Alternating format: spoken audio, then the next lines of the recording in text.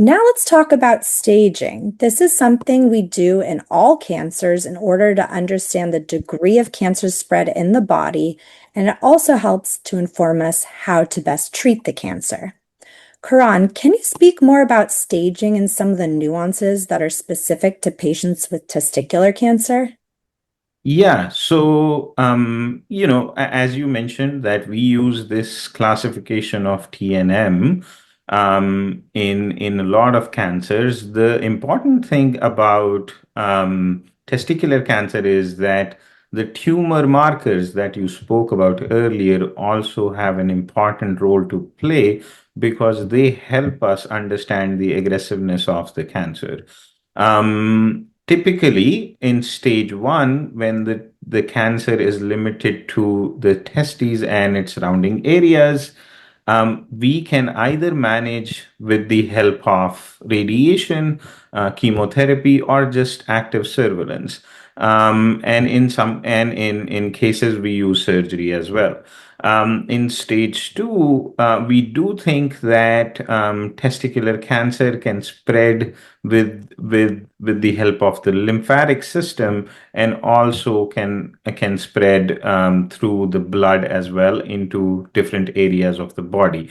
And that is where stage three comes in when the lymph nodes of a distant part of your body, and along with that, if the cancer is in the lungs or other body organs, are categorized as stage three. The interesting and important factor that we think about in testicular cancer is that there is no stage four.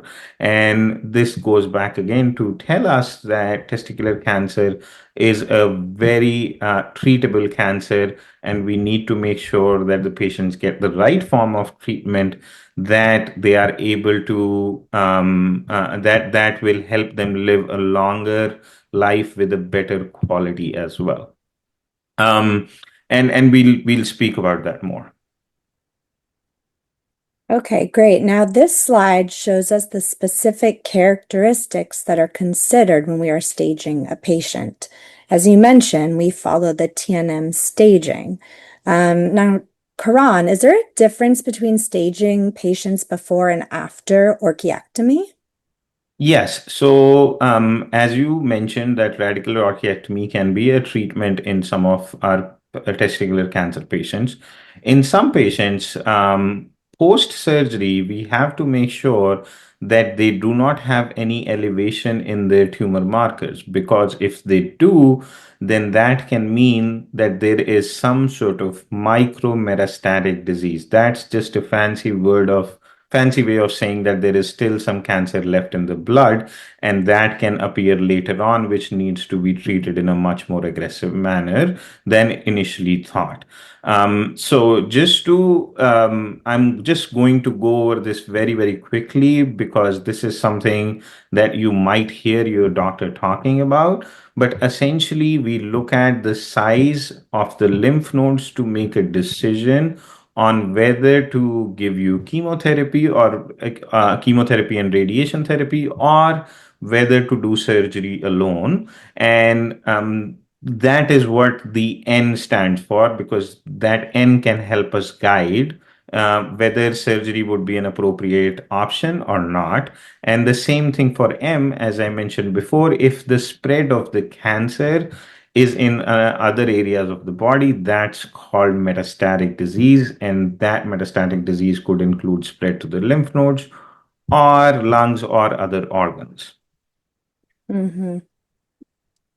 Okay, so we talked a lot about staging and what it means, but what are other important factors you consider when developing treatment plans for patients? Yeah, so I think as I mentioned, the treatment planning involves a multidisciplinary approach.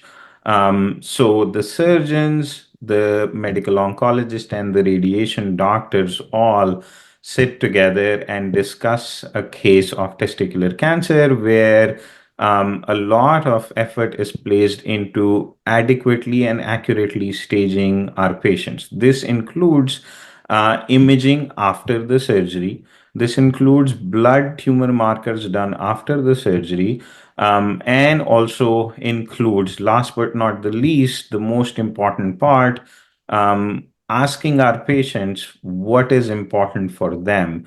What are the quality of life impact they will have when we are suggesting certain treatments. And we will go over in detail about them, but that is a key factor once we have accurately staged a patient who has testicular cancer. The next step always is to have a detailed discussion with our patients to go into the treatment plans. Absolutely. It's always very important for us to have those discussions with our patients.